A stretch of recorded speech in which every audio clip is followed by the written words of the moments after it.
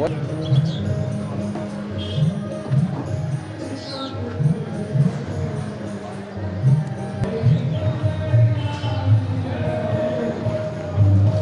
Aha, będzie to wyszło.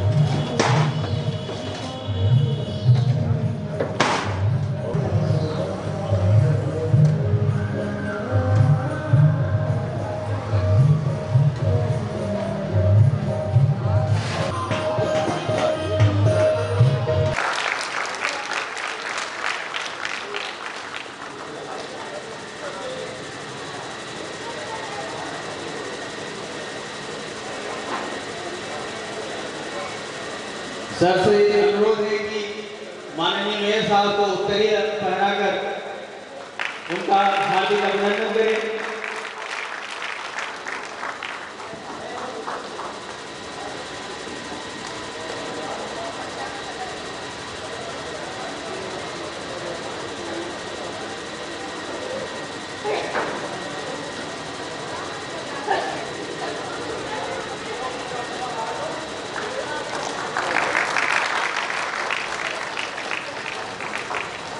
Shri Narendra चक्रवर्ती जी को सम्मानित करेंगे दीपक बर्णवाल जी।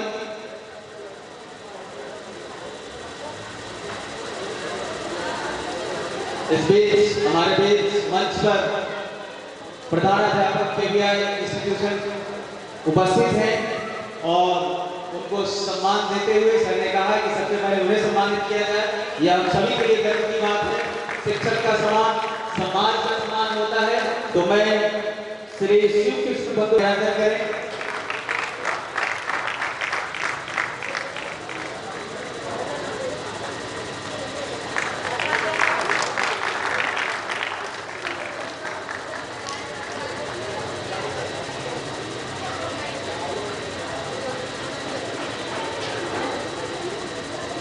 प्रधानाध्यापक महोदय को उत्तरीय प्रदान करते हुए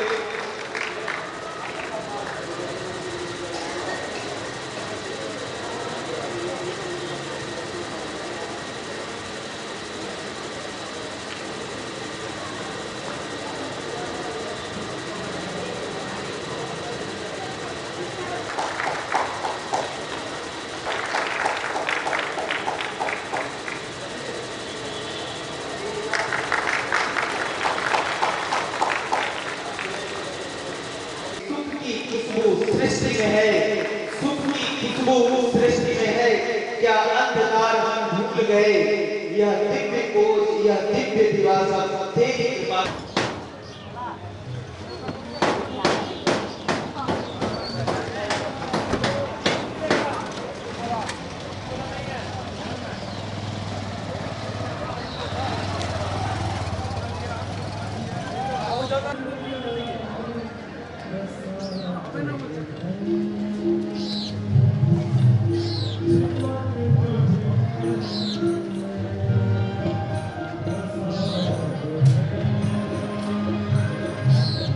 What?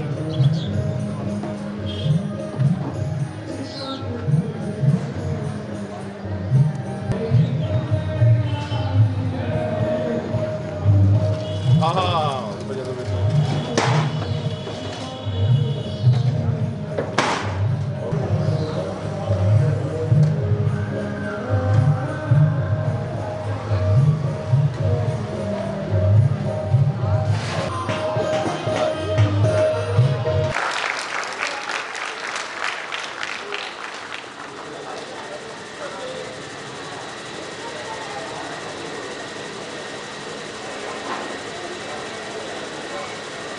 सर से अनुरोध है कि माननीय मेयर साहब को उत्तरीय पहनाकर उनका हार्दिक अभिनंदन करें।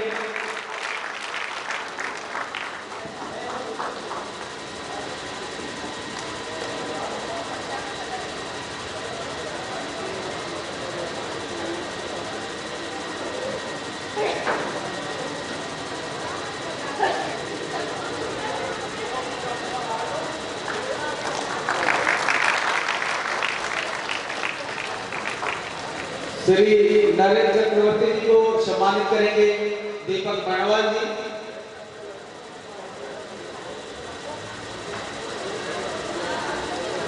इस बीच हमारे बीच मंच पर प्रधानाध्यापक केवीआई इंस्टीट्यूशन उपस्थित हैं और उनको सम्मान देते हुए सर ने कहा कि सबसे पहले उन्हें सम्मानित किया जाए। यह हम सभी के लिए गर्व की बात है। शिक्षक का सम्मान का सम्मान होता है। तो मैं श्री शिव कृष्ण बंधु यादव करें।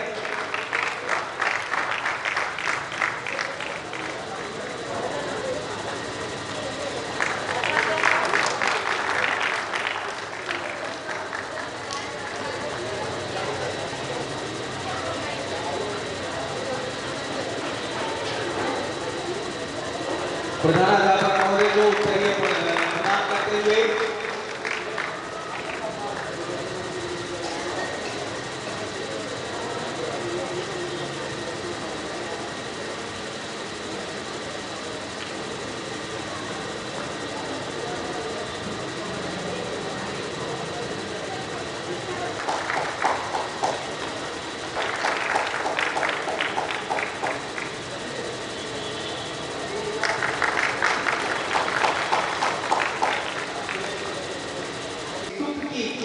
सृष्टि में है, सुख की खुशबू सृष्टि में है, क्या अंधकार हम भूल गए, यह दिव्य कोश, यह दिव्य दिवासा तेरी कृपा।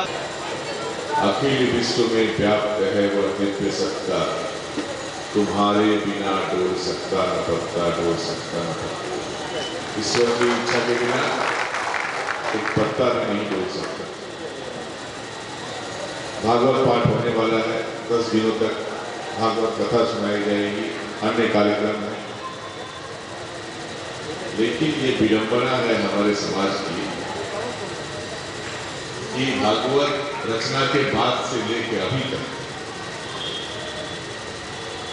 भागवत को हम जानने का प्रयास तो कर रहे हैं, जानने की रुचि बढ़ी है लोगों के अंदर, लेकिन जो हम भागवत पाठ के कार्यक्रमों में जाकर जो हम जानते हैं, उससे जब अपनी जिंदगी में मानने की बात आती है तो हम थोड़ा पीछे हट जाते हैं।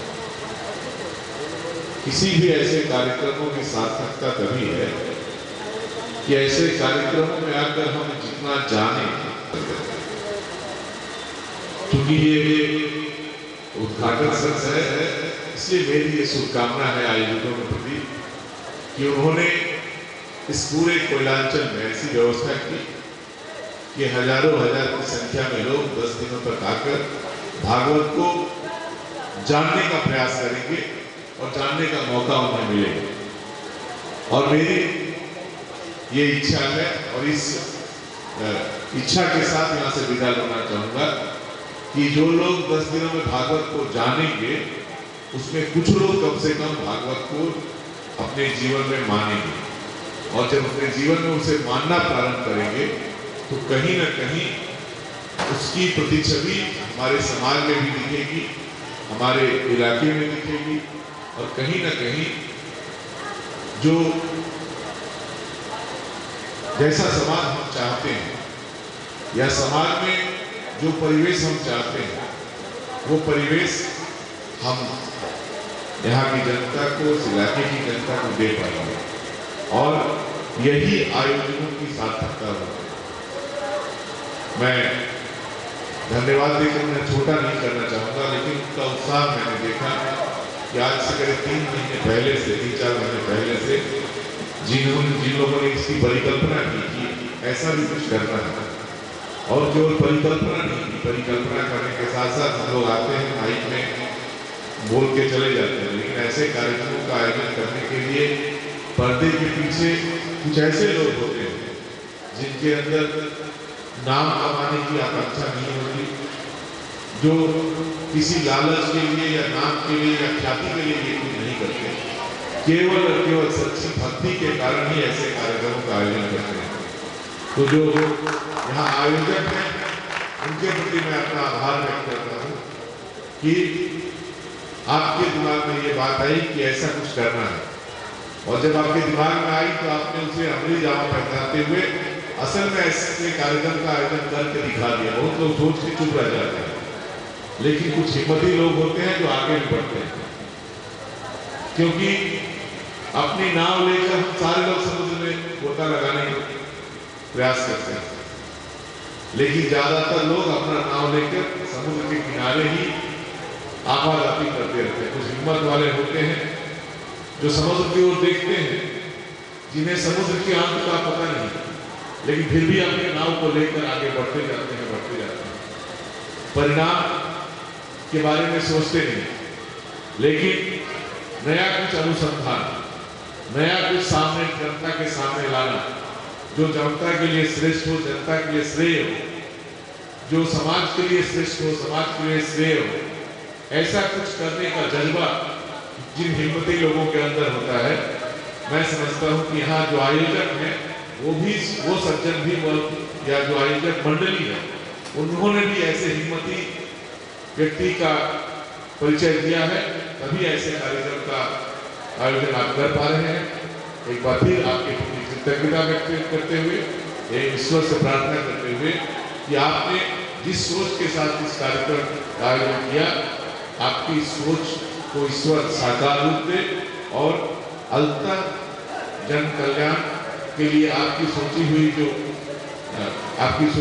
जो भावनाएं हैं, उन भावनाओं को उचित आदर मिले। इन्हीं बातों के साथ मैं सारे लोगों को धन्यवाद देते हुए अपनी बात समाप्त करता हूँ। धन्यवाद। সত্য প্রতিষ্ঠা কি সত্য স্বরূপ ভগবান ছাড়া সে কিছু নেই, এটা হলো সত্য প্রতিষ্ঠা। নিভে এরকম অবস্থা হলে তখন তার পরিবর্তন হয়, প্রতিভাবে ওই প্র্যাকটিসে এবং কর্মে প্রদর্শন হয়। এটা হলো সংস্কৃতি, এই হলো ভারত। আজকের দিনে প্রত্যেক জাতির একটা আদর্শ আছে, আদর্শের মধ্যে সেই জাতির প্রাণ নিহিত থাকে। আদর্শ ছাড়া সেই জাতি বাঁচতে পারে না। ভারতবর্ষের আদর্শটি মুখ্য এবং ধর্ম। এই মুখ্যের এই আধ্যাত্মিক ধর্মটিকে ভারতবর্ষ আজ নয়, 2,500 থেকে 3,000 বছর আগে থেকে গ্রহণ করে এসেছে এবং শুধু নিজে গ্রহণও করেনি, নিজে গ্রহণ করেছে এবং বিদেশকে উপহার দিয়ে এসেছে। আজকে যদি আমরা সে আদর্শ পরিত্যাগ করে অন্য আদর্শ গ্রহণ করে থাকি, তাহলে হবে সেটা জাতীয় আত্মহনন, সাংস্কৃতিক আত্মহনন। তা হতে পারে না। ভারতবর্ষ হচ্ছে প্রেম, পবিত্র ভালোবাসায় বিশ্বাস। যুদ্ধ, বোমা, পিস্তল, হিংসা, বিদ্বেষ মারামারি নয়। কারণ মানবাত্মার গভীরে যে মিলনের ধর্ম আছে, ভারতবর্ষ তাকে স্বীকার করে। ভারতবর্ষের চিরকালের বাণী মহামিলনের বাণী। ভারতবর্ষের পথ অমৃত সন্ধানের পথ। ভারতবর্ষের পথের শেষ মিলনের এবং শান্তিতে।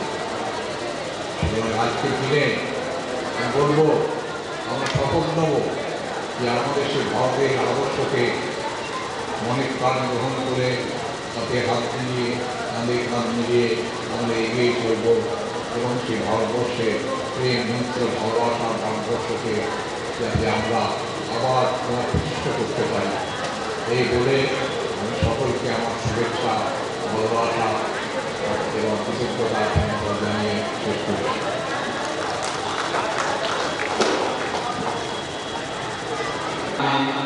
जिन्होंने संदेश दिया है अर्जुन को लेकर के, वो एक बहुत ही महान है। उसे जीवन में हम लोग सुने और सुन करके उसको जीवन में माने, लाने, तो सभी का कल्याण है उसमें, और हम लोग इसे बढ़िया से सफल बनाएं। ये आयोजन 10 दिन तक चलेगी और सब लोग इसे सफल बनाएं। यही मेरा आज की कर्तव्य है और सभी को हार्दिक नमन, धन्यवाद।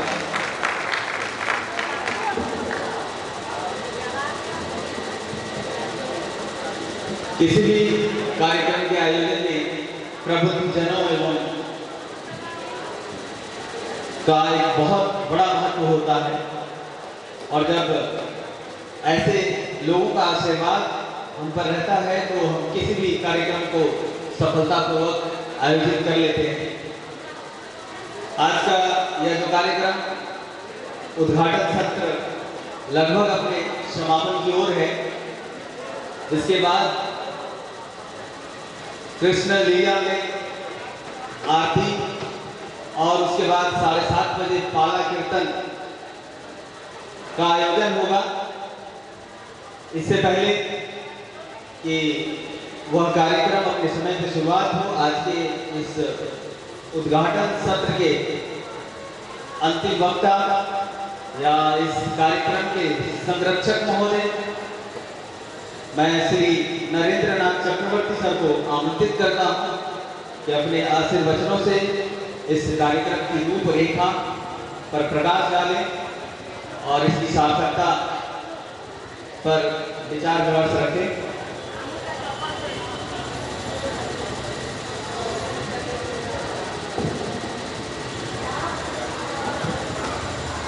जय श्री कृष्ण। समवेत भक्तबृंद এবং আজকের এই কার্যক্রম শোনার জন্য যারা এসেছেন, মঞ্চে উপবিষ্ট আমার মাস্টারমশাই,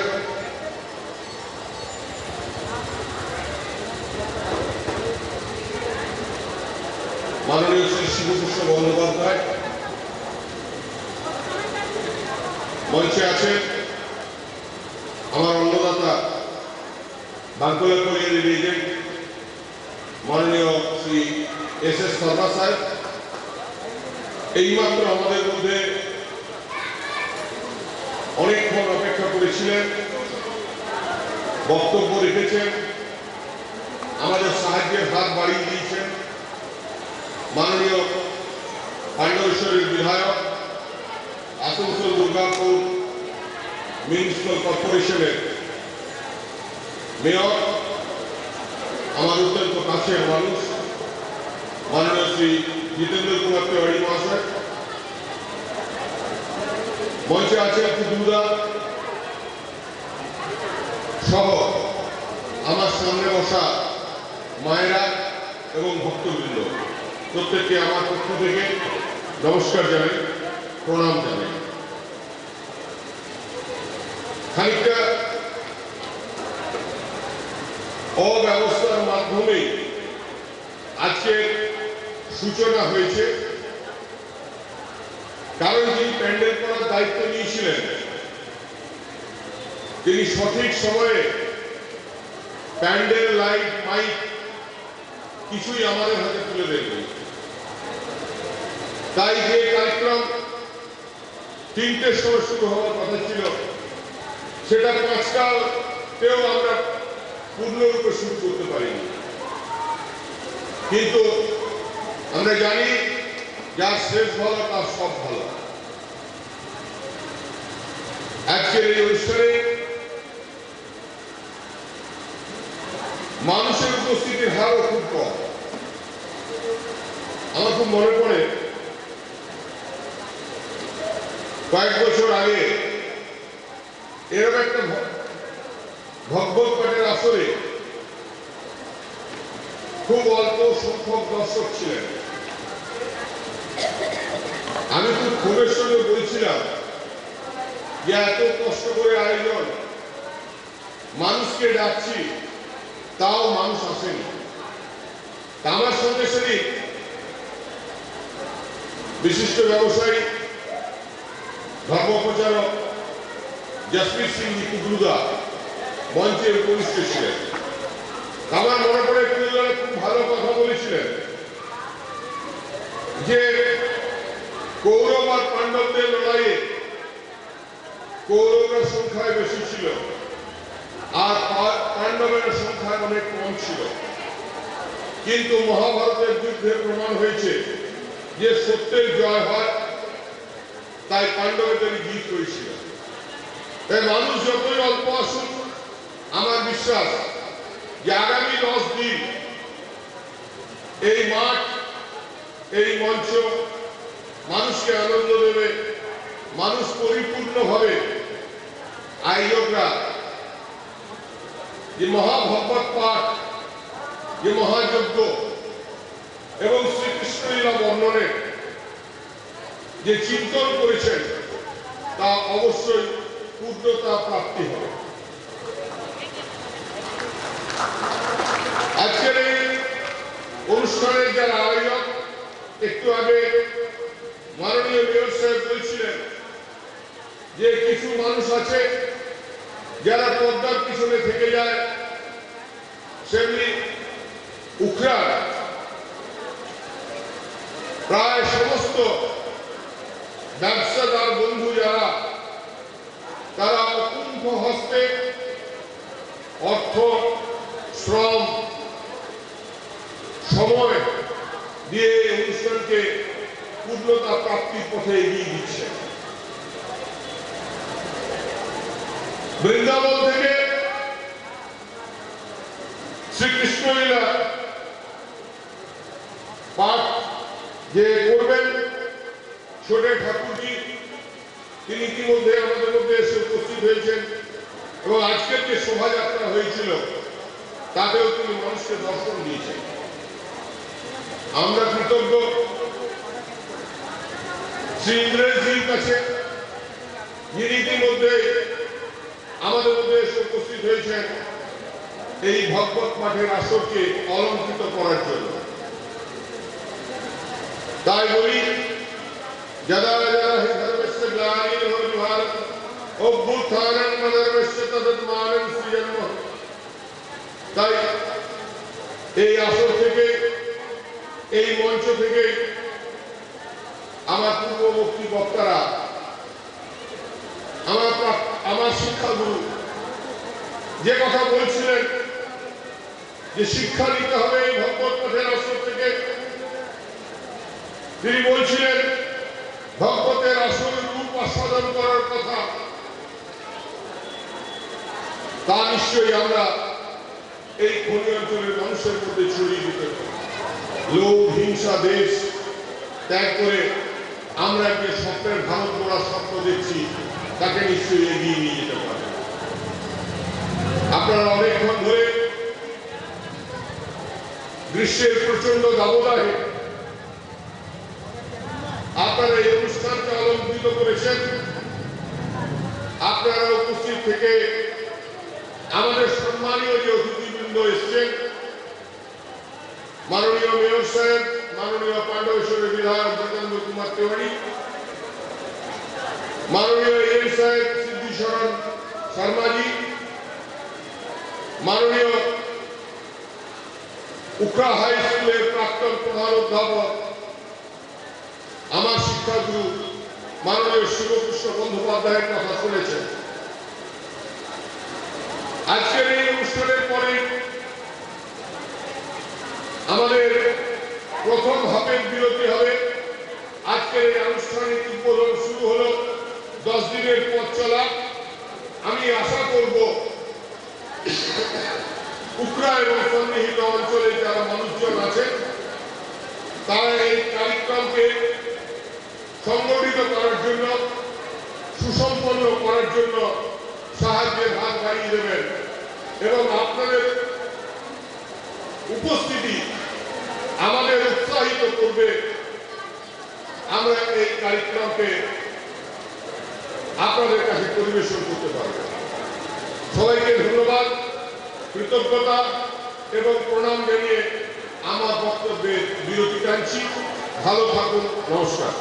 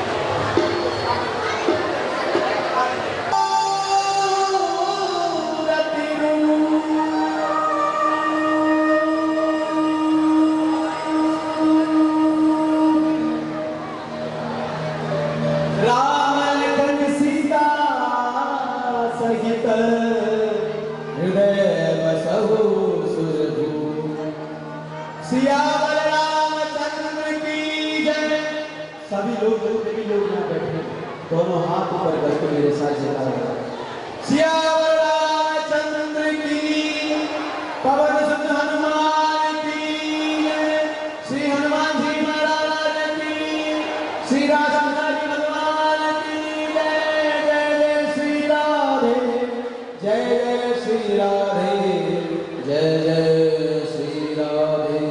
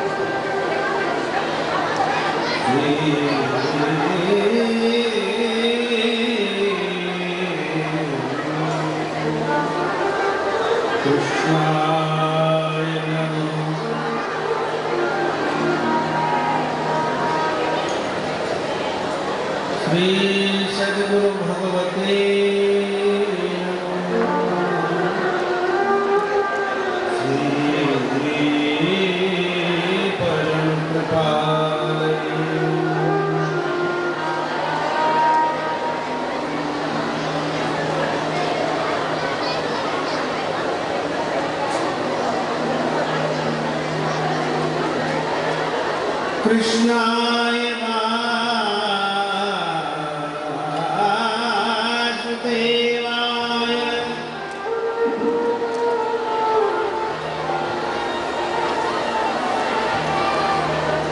हरे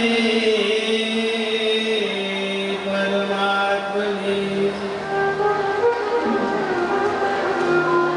प्रणतते जनार्दन गोविंदाय नमो।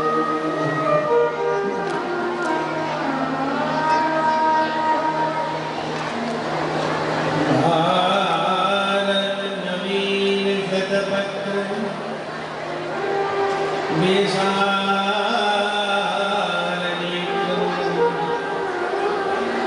दुर्गा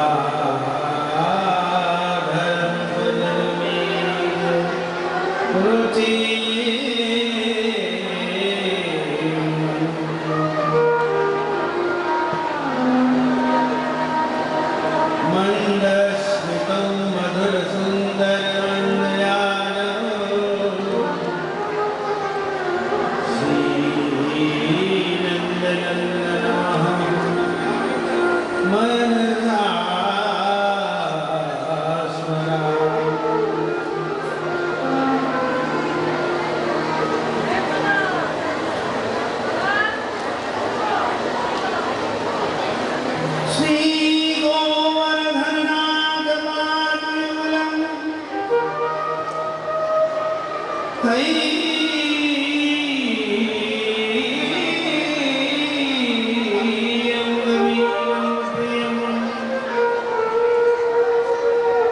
नित्यं श्री मथुरा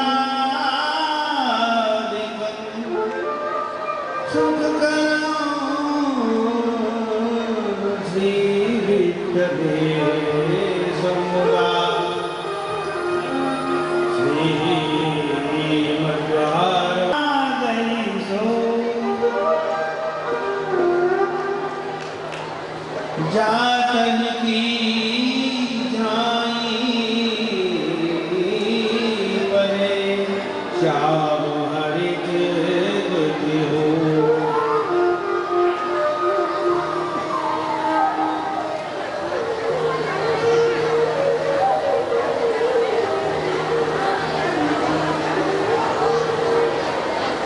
भक्ति भक्त भगवंत गुरु चतुर नाम बपुए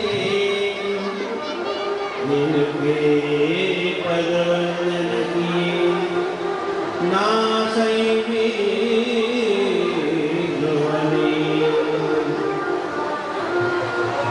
जड़ चैतन्य जगदीश जग सकल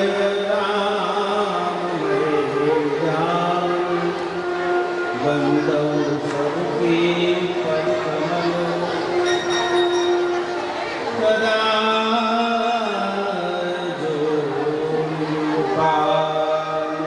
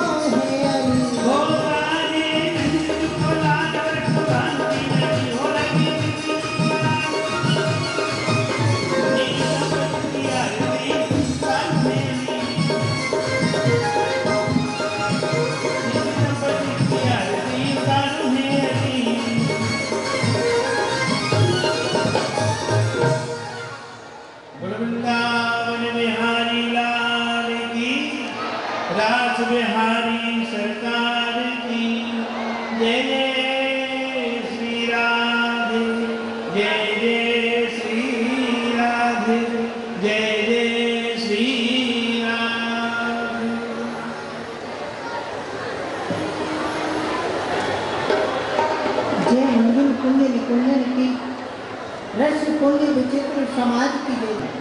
राशेश्वरी दिन रहने रखूं या मोहन की बनवारी की जय जय। प्रेम से बोलो बोलत बोलो बोलो श्री रास बिहारी की जय जय।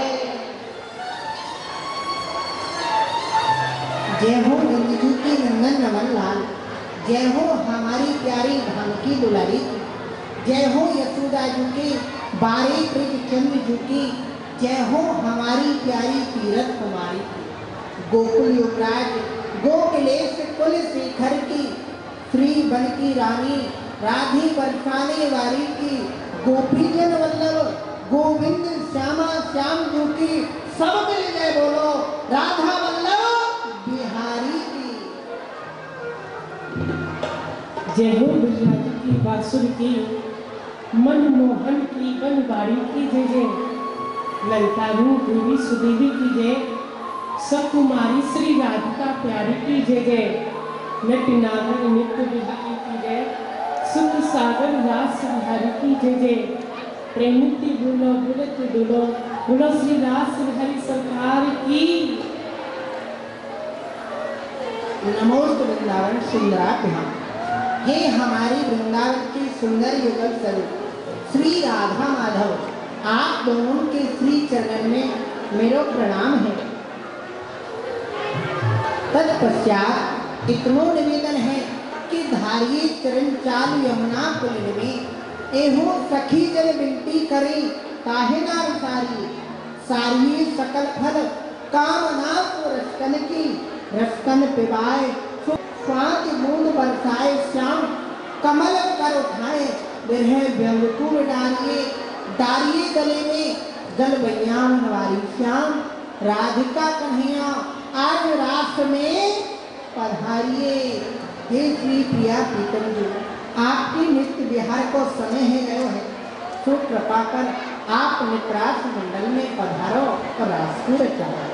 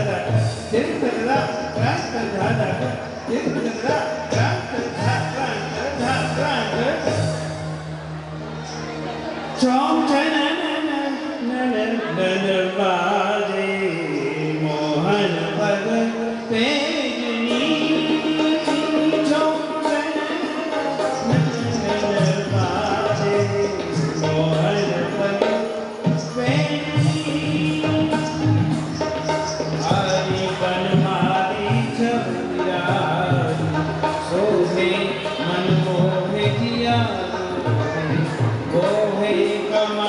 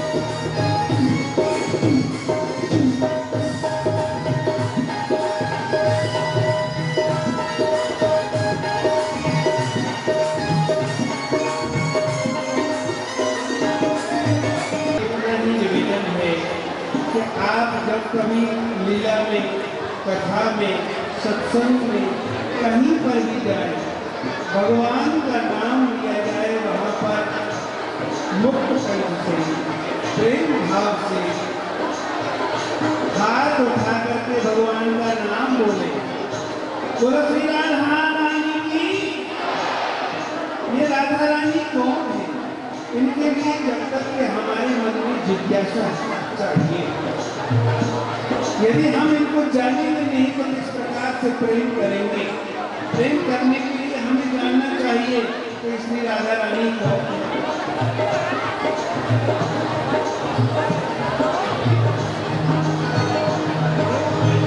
जल तत्व, अग्नि तत्व, पवन तत्व,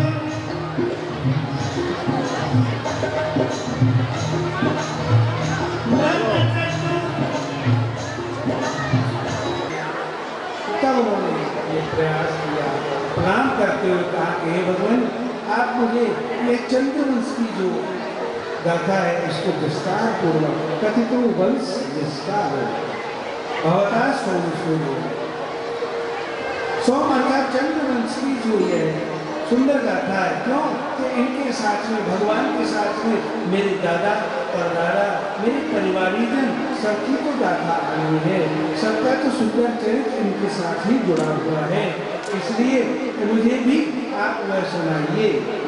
तो उन्होंने कहा कि ठीक है मैं आपको सुनाता हूँ, ध्यान पूर्वक सुनिए।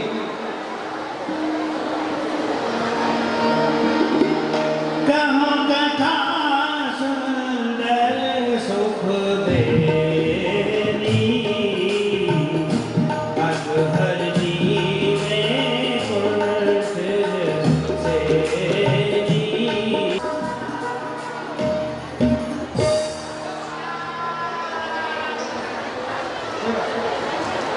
होशियार बोल वाले सब कंस युवराज कंस की जय हो।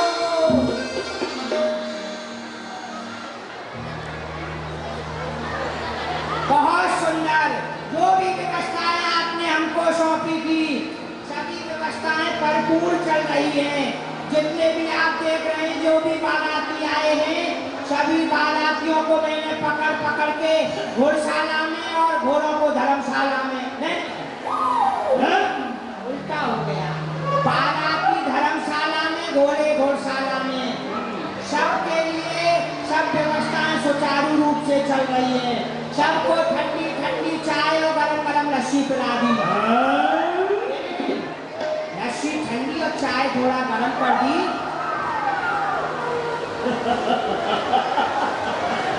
उत्तम व्यवस्था है तुम्हारी, सब कार्य भली प्रकार से हो गया है, विवाह संपन्न हो गया है, सभी आए हुए बाराती प्रसन्न हैं। लेकिन अब बसदेव जी को दहेज देना है। बिल्कुल दीजिए। क्या क्या देना है ध्यान से सुनो, आज्ञा करिए। चतुशतं पारवरहं गजानाम हेम मालनाम रथानाम चक्री खट शतम दासीनाम सुकुमारीनाम द्विशते समलंकृते।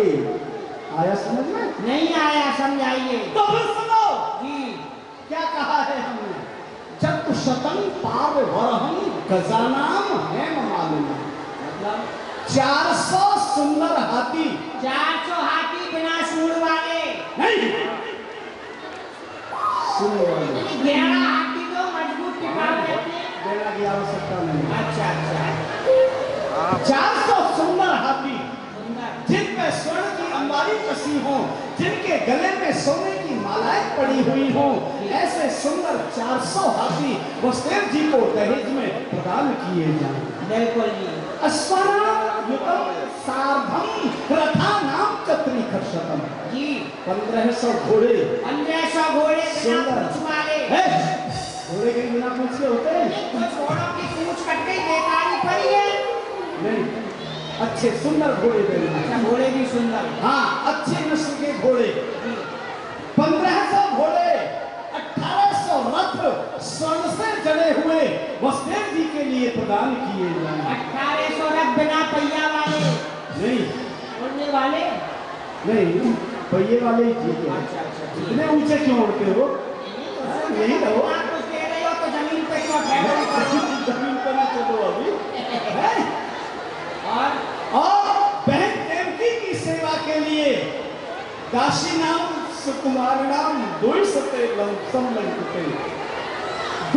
सुंदर सुकुमारी दासी जो सभी प्रकार के आभूषणों से अलंकृत हों, देखने में ऐसी लगे कि जैसे कहीं की राजकुमारी हो, ऐसी सुंदर सुशिक्षित 200 दासी बहन देवकी की सेवा के लिए प्रदान की जाए और 200 दास बसदेव जी की सेवा के लिए। 200 दास, 200 दासी और मेरी तरफ से 200 घास, 200 घासी। ये क्या होता है? दास बसदेव जी की सेवा करेंगे, दासी देवकी जी की सेवा करेंगी। इतने घोड़े हाथी जो जा रहे हैं उनको जो घास खो देगा वो गया घास और उनकी घरवाली हो गई घासी। इसलिए कटिए 200 दास, 200 दासी, 200 घास, 200 घासी। कौन से कोष से निकाले हैं? सब कुछ सुंदर है।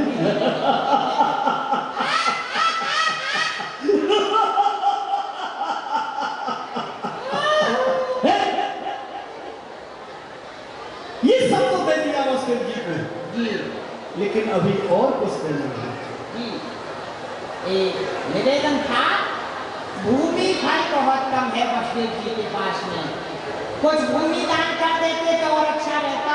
हाँ, ये हम भी सोच रहे हैं कि जब यहाँ से इतने हाथी और घोड़े, इतनी सेना सामंत सब जाएगा तो क्षेत्रफल उनके राज्य का बहुत कम है, उसे बढ़ा दिया जाए। बटेश्वर के समीप में एक परगना है जिसका नाम जलेश्वर है, वो हमारे अधीन है। आज हम अपनी अधीनता से उसे मुक्त करके वसुदेव जी को प्रदान करते हैं। महाराज की जय हो। महाराज, वसुदेव जी कुछ कहना चाहते हैं, हाँ। आपसे मिलना चाहते हैं। हाँ, सावधान, वसुदेव जी पधार रहे हैं।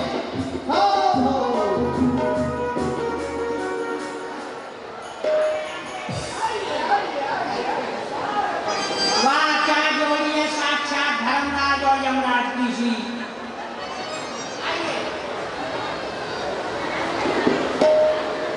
वसुदेव जी, आप जब से यहाँ पधारे हैं तब से मथुरा में नित नए आनंद और उत्सव हो रहे हैं। हमने भरसक प्रयत्न किया है कि यहाँ आपको कोई कष्ट न मिले। समस्त सेवा में हमारे सेवक तत्पर रहे हैं, विशेष ध्यान रखा है इस बात का कि आपको कोई कष्ट प्राप्त न हो। फिर भी मनुष्य है, भूल हो ही जाती है, कोई त्रुटि हुई हो तो आप उसे क्षमा करें और सेवा के लिए आज्ञा करें। युवराज, ऐसे वाक्य कहकर के आप हमें लज्जित न करें। मथुरा के पूर्ववासियों ने बटेश्वर के बरातियों का जो स्वागत किया है, इनको जो सम्मान दिया है, उस सम्मान और स्वागत से बटेश्वर के समस्त बराती आपकी और आपके मथुरा पूर्ववासियों की बड़ी भूर भूर प्रशंसा कर रहे हैं। परंतु मैं एक निवेदन आपसे करना चाहता हूँ। बहुत दिन हो गए मथुरा में रहते रहते, अब हम अपने नगर के लिए जाना चाहते हैं। क्या खाना चाहते हैं, क्या खाएंगे बताइए। दीवान जी, रसगुल्ला खाएंगे, चमचम खाएंगे, कचौड़ी खाएंगे, दाल खाएंगे, भात खाएंगे, क्या खाएंगे। खाना नहीं चाहते। अच्छा, नहाना चाहते हैं। गर्मी ज्यादा है, आराम से नहाइए, दिन भर नहाइए, काम और नहीं क्या। नहीं, नहाना भी नहीं, हम अपने राज्य के लिए जाना चाहते हैं। जाना चाहते हैं? हाँ। इतनी जल्दी क्या है? अरे आपका भी विवाह हुआ है, पुराने जमाने में हमारी भी बहुत बड़ी शादी हुई थी। जिस समय वहां से विदा होकर आ रहे थे तो हमारी ससुराल वाले सब हमारे पैरों में पड़ गए, हमसे बोले अभी मत जाइए। उनके कहने पर हम अपनी ससुराल में कम से कम 80 साल रहे थे। जब तक उन्होंने हमारा सम्मान सहित स्वागत नहीं किया तब तक घर लौट कर नहीं आए। आपकी तो बहुत बड़ी ससुराल है, रहिए 2-4 महीने, क्या दिक्कत है। नहीं, पड़े रहिए, फिर आराम से रहिए। महाराज, विवाह के उपरांत कुछ ऐसी लौकिक वैदिक रीति हुआ करती है जो कि अपने घर जाके पूरी करनी पड़ती है। इसलिए मैं आपके पास विदा मांगने आया हूँ। इस समय आप हमें विदा करें तो आपकी बड़ी कृपा हो। वसुदेव जी, विवाह में विदा की बेला तो आती ही है। विवाह का एक अंग है ये। मैं भी अपनी बहन को विदा करूंगा, लेकिन बहन के नेत्रों से जो आंसू निकलेंगे उसके हृदय में दुख होगा, वो रोएगी, वह मुझसे नहीं देखा जाएगा। इसलिए मैंने विचार किया है कि मैं आपका रखवान बन के आपके साथ चलूंगा। आप जिस रथ में बैठ के विदा हो गए, मैं आपके रथ को चला के ले चलूंगा। युवराज, ये हमारा सौभाग्य होगा कि आप स्वयं हमारे रथ के रखवान बन करके और हमें को धिक्कार है। वसुदेव, तुम मेरे मार्ग में अड़े आते हो। नहीं युवराज, मैं आपके मार्ग में आना नहीं, बल्कि आप ही इस समय अपने मार्ग को छोड़ करके गलत मार्ग में जाते हैं। क्यों? क्यों? किस तरह? वो इस तरह थोड़ी देर पहले, ज्यादा देर नहीं, थोड़ी देर पहले आपने अपनी बहन का कन्यादान मेरे हाथ में किया। जिस वस्तु का आपने कन्यादान कर दिया, फिर उस वस्तु पर आपका अधिकार क्या रहा? जिस कार्य को आप कर रहे हैं, इस कार्य को वीर और योद्धा जो क्षत्रिय होते हैं वो इस कार्य को नहीं किया करते। नहीं ये धर्म क्षत्रिय का, उठाए शस्त्र अगला पर, नहीं ये कर्म की योद्धा का जो जताए चोर अमला पर। तुम्हारी बहन भूपत अभी मंगल के घर में है, जरा कुछ सोचिए, मन में बंधा कंगन भी कर में है। मंगल के समय आप ऐसा अमंगल सा कार्य करें, शोभा नहीं देता, अशोभ। ये मंगल का कार्य तुम्हारे लिए होगा, मेरी मृत्यु का संकेत है, मेरे जीवन का अंत है। मैं इसका वध अवश्य ही करूंगा, आज कोई नहीं रोकेगा। जो मंगल चिन्ह तुम मुझे दिखा रहे हो वो हमने प्रदान किए हैं, इस पर अपना अधिकार दिखा रहे हो वो हमने दिया है। क्या हुआ? जब बांधी थी अब खोलूंगा, खींचूंगा और मरोड़ूंगा। नहीं जन्नत चूड़ियों की, इसकी चूड़ियों को भी तोड़ूंगा। मृत्यु से भयभीत होकर के आप विश्वास को करोगे, पर आप ये नहीं जानते मृत्यु जन्मताम वीर देहे न सहते। पिया है एकमात्र दूध, पिया है एकमात्र दूध, कुछ उसकी शर्म रखो। तलवार करो म्यान में, क्षत्रिय धर्म रखो। अरे महाराज, जो जीव धरातल पर जन्म लेता है और जीव से पहले उसकी मृत्यु यहाँ जन्म लेती है, और मृत्यु ध्रुव की तरह अटल और सत्य है। मृत्यु को कोई मैट नहीं पाया है। आप ये सोच रहे होंगे देवकी को मार के मैं अपनी मृत्यु को मैट दूं, ऐसा कदाप हो नहीं सकता है, नहीं हो सकता। क्योंकि इस अत्याचार को क्षत्रिय कुमार बस्ते अपने नेत्रों से नहीं देख सकता। नहीं देख सकते तो अपनी आंखें फोड़ लो या फिर अपना मुंह मोड़ लो। तुम्हारे कहने से आंखें फोड़े, तुम्हारे कहने से। वाह, खूब कहा आपने, आंखें फोड़ लो। अरे फोड़ ले आंखें, तो आज फिर था इस संसार में जन्म लेना था हमें किसी कायर पुरुष परिवार में, सूर्य की संतान कहकर इस तरह मुख मोड़ने, सामने अन्याय हो और आंखें फोड़ ले। निकालो, फिर बनवाओ, इसे बंदी बना लो।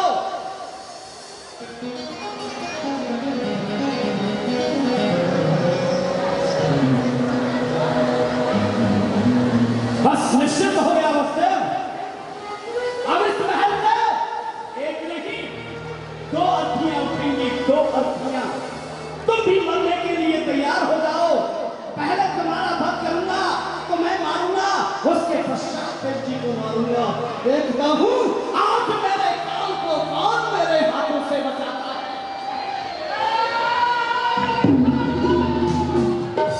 मथुरापुरी के राजा महाराज उग्रसेन, कंस के पिता, वहां पर आ गए और उन्होंने रोक लगा दी। कंगाल कुलघाती उत्पाती इस तरह का नीच कर्म करते हुए मुझे लज्जा नहीं आती। पिताजी, आप इस समय यहाँ क्यों चले आए? तू अपने ही निरपराध स्वजनों का रक्त बहाना चाहे और ये मथुरापति यहाँ ले भी नहीं पाए। बोल, ये दोनों तेरे क्या लगते? आप ही बता दीजिए। हाँ, अहंकार में अंधा हो रहा है, आने वाले संबंध को नहीं जान पा रहा है, तो हम बता देते हैं।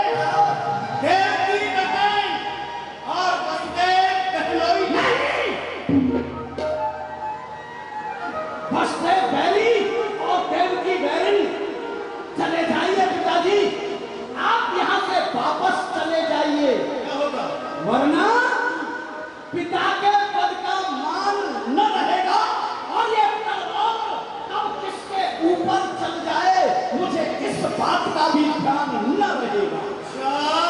फिर चलने दे ये तलवार, कौन रोकता है? और धर्म भी यही कहता है कि पुत्रों के रहते हुए यदि पिता का शीश जाए तो भले भी जाए, लेकिन एक पिता के रहते हुए पुत्रों के ऊपर आंच नहीं आने। लेकिन मुझे आपके इस धर्म उपदेश की परवाह नहीं है, तो हमें भी बनने की चिंता नहीं है। हमारे बूढ़े शरीर पर चल जाए हमें हथियार, और अपने जीते जी नहीं होने देंगे यह अत्याचार। हमको तो मरना है। हाँ, सर पर नाच रहा है गाल, पुत्री और क्षमता का हम नहीं देख सकते। ये बात नहीं देख सकते, नहीं देख सकते तो तुम्हारी तुम जानो भट्टान लड़ने पाएगा। क्षत्रियों की शान में ये खंड वापस अब जाएगी नहीं ज्ञान में। भूल जा मंगे इन दूषित विचारों को, कूटनीति के इन विचारों को भूल जा। ज्यादा समझ पाएगा, तू अधिक जवान चलाएगा तो तुझे अभी बंदी बनाया जाएगा और सख्त कारागार में डुबाया जाएगा।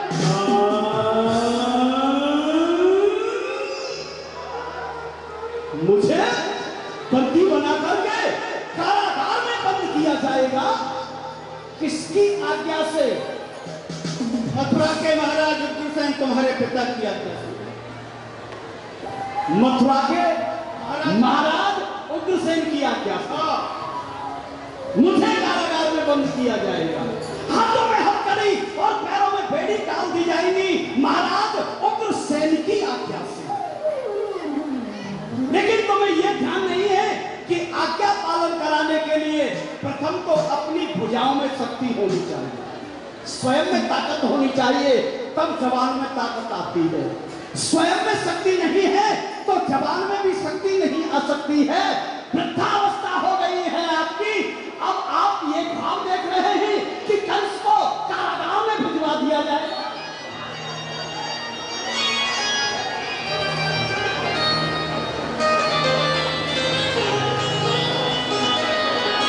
मथुरा के राजा की आज्ञा से कंस को कारागार में बंद किया जाएगा। तो अब हमें कहो मथुरेश, अब इस मथुरा मंडल के राजा आप नहीं, यहाँ के राजा हम हैं। अब यहाँ आपकी आज्ञा नहीं, हमारी आज्ञा चलेगी, क्योंकि ये सेवक अब आपके नहीं, ये सेवक हमारे हैं। बस विध्वंस हो गया, खत्म हो गया पिता और पुत्र का नाता। अपमान इस कदर सहा नहीं जाता। जब आप ही आ गए इस घातक विचार में, तो आपको ही भेजता हूं शक्त कारागार में। वीरोजन, डाल दो इनके हाथों में हथकड़ी और ले जाओ कारागार में बंद करो।